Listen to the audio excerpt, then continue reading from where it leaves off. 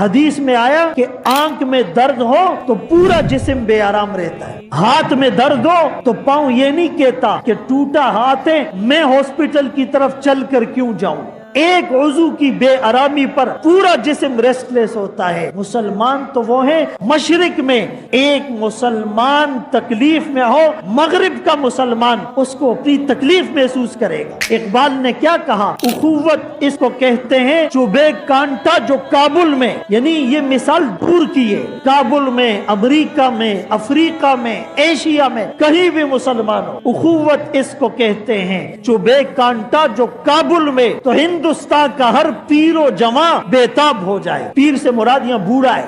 ایک کونے میں مسلمان تکلیف میں، اس کو کانٹا چبھا، دوسرے مسلمان کے دل میں درد ہو گئی ہے۔ خنجر لگے کسی کو تڑپتے ہیں ہم میر، سارے جہاں کا درد ہمارے جگر میں ہے، چین و عرب ہمارا